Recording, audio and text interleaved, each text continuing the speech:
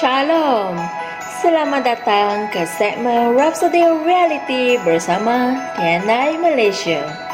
Hari ini 18 Ogos dan Pastor Chris berkongsikan firman tentang tidak perlu bergelut dalam kehidupan. Saya ulang sekali lagi, tidak perlu bergelut dalam kehidupan. Haleluya. Ayat Injil pembukaan kita dari Kejadian 2 ayat 2 berkata, dan pada hari ke-7, Allah telah menyelesaikan pekerjaan yang dia telah lakukan, dan dia beristirahat pada hari ke-7 dari semua pekerjaan yang telah dia lakukan. Puji Tuhan. Baca kisah penciptaan dalam buku Kejadian. Sesudah Tuhan melihat bahawa segala apa yang dia telah ciptakan itu adalah sangat baik, menyenangkan hati dan cemerlang dalam segala aspek, dia berhenti bekerja dan berehat pada hari ke-7. Haleluya. Hari ke-7 itu adalah hari pertama bagi manusia. Apabila dia bangun, dia mendapati segala sesuatu sudah siap disediakan. Tidak ada apa-apa yang dia perlu lakukan kecuali untuk menikmati apa yang sudah diciptakan, menjaganya dan memberi pujian kepada penciptanya. Inilah hari Sabat dan hari beristirahat bagi umat Tuhan. Kamu telah dilahirkan ke dalam perhentiannya. Amin. Ini ada tertulis dalam Ibrani 4 ayat 9 hingga 10. Puji Tuhan. Di saat kamu mengenali, menerima dan mula bekerja dalam kebenaran ini, hidupmu secara otomatik mempunyai satu makna yang baru. Segala pergelutanmu akan berhenti. Amin. Trauma dan kesulitan yang orang alami dari hari ke hari tidak akan lagi menjadi sebahagian daripada hidupmu. Puji Tuhan. Ada orang yang sentiasa menjalani kehidupan yang penuh dengan pergelutan. Mereka selalu menghadapi kesusahan untuk mencapai matlamat mereka kerana mereka sentiasa berlawan dengan iblis-iblis. Mereka selalu terpaksa berjuang dalam hidup mereka, berdoa dan berpuasa berhari-hari dan mengusir segala jenis iblis. Perkara ini sudah menjadi pengalaman yang biasa bagi mereka sejak dari kecil hinggalah mereka menjadi dewasa. Mereka terpaksa berlawan dalam satu pertempuran rohani sebelum mereka dapat masuk ke universiti. Apabila tiba masa untuk mereka menerima ijazah, keadaan mereka menjadi sukar dan mereka terpaksa bertarung dalam pertempuran yang sama. Mereka juga mengalami perkara yang sama itu ketika cuba mencari pekerjaan selepas habis alam persekolahan. Begitu juga ketika mereka mencari pasangan dan membesarkan anak-anak mereka. Kehidupan mereka dipenuhi dengan kesusahan dan kesulitan yang tidak berkesudahan. Ada sesuatu yang tidak kena. Sekiranya kamu sudah dilahirkan semula dan dipenuhi dengan Roh Kudus, kamu sepatutnya menjalani kehidupan yang penuh dengan kegembiraan dan istirahat, di mana timbunan kejayaan demi kejayaan datang kepada kamu melalui kuasa Roh Kudus. Puji Tuhan.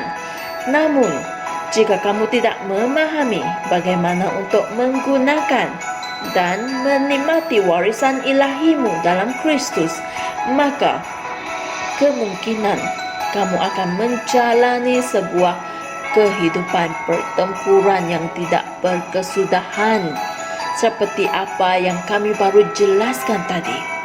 Jangan terima kehidupan seperti itu. Hiduplah dalam kehidupan tanpa tekanan dalam Kristus. Dia berkata dalam Matius 11 ayat 28, datanglah kepadaku, hai kamu semua yang lelah dan yang berbeban berat, dan aku akan memberi kelegaan kepadamu. Puji Tuhan. kamu sudah pun datang kepadanya ketika kamu diselamatkan, dan Dia telah memberi kelegaan kepada kamu. Ibrani 4 ayat 10 berkata, sebab sesiapa yang telah masuk ke tempat perhentiannya, Dia sendiri telah berhenti dari segala pekerjaannya, sama seperti Allah berhenti dari pekerjaannya. Haleluya! Inilah realiti kehidupanmu. Puji Tuhan. Tujuan Tuhan Yesus mengalahkan iblis bukannya untuk membiarkan kita untuk masih melawan dan bergelut dalam hidup kita. Tidak. Pengorbanannya yang mewakili kita dan pekerjaannya untuk memberi kita kemenangan sudah selesai. Amin. Jadi, ubah cara kamu berfikir dan terimalah firman-Nya hari ini. Terimalah kehidupan yang penuh dengan sukacita, kedamaian, dan kemuliaan yang Dia telah berikan kepada kamu. Puji Tuhan. Mari kita sama-sama membuat pengakuan ini. Tuhan telah menjadikan hidupku senang, mulia, dan menarik. Aku menjalani kehidupan tanpa pergelutan dan tanpa tekanan dalam Kristus. Aku berada dalam perhentian Tuhan. Oleh itu, aku menikmati kehidupan yang penuh dengan sukacita, kedamaian, dan kemakmuran. Puji Tuhan. Saudara-saudari, saya dorongkan dan saya galakkan kalian semua untuk baca ayat Injil ini sebagai renungan tambahan dan untuk kajian tambahan. Berikut adalah ayat Injilnya. Matius 11 ayat 28 hingga 30 dan Ibrani 4 ayat 10. Haleluya! Teruskanlah menyatakan pengakuan yang kita baru ucapkan tadi. Nyatakannya berulang-ulang kali. Jangan hidup dalam pergelutan. Jangan terima hakikat bahawa hidupmu memang sentiasa susah, kerana bukan itu kebenarannya. Istiharkan setiap hari dan sentiasa bahawa Tuhan telah menjadikan hidupku senang, mulia, dan menarik. Aku menjalani kehidupan tanpa pergelutan dan tanpa tekanan dalam Kristus. Aku berada dalam perhatian Tuhan. Oleh itu, aku menikmati kehidupan yang penuh dengan sukacita, kedamaian, dan kemakmuran. Puji Tuhan. Jumpa lagi esok. Dan jangan lupa tekan butang subscribe dan kongsikan firman ini dengan teman-teman sekalian. Tuhan berkati. Kami percaya saudara-saudari semua telah diberkati dengan perkongsian firman dari Rhapsody Reality.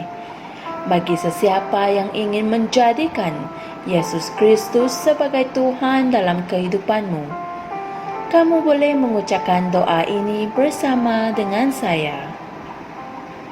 Ya Tuhan Allah, aku mempercayai Yesus Kristus, Anak Allah yang hidup dengan sepenuh hatiku. Aku percaya Dia telah mati untukku, dan Allah telah membangkitkan Dia dari kematian. Aku percaya Dia hidup hari ini. Aku mengaku dengan mulutku bahawa Yesus Kristus adalah Tuhan dalam hidupku mulai dari hari ini. Melalui Dia dan di dalam nama-Nya, aku mempunyai kehidupan yang kekal. Aku telah dilahirkan semula. Terima kasih Allah kerana menyelamatkan jiwaku. Aku sekarang adalah anak Allah. Haleluya. Tahniah. Sekarang kamu telah menjadi anak Allah. Untuk apa-apa sebarang pertanyaan atau untuk mendapatkan lebih banyak maklumat mengenai bagaimana untuk bertumbuh sebagai seorang Kristian, anda semua boleh hantar mesej di akaun Facebook kami atau email kami di tni.msia@gmail.com. Sekali lagi, tni.msia@gmail.com. Tuhan berkati Anda semua.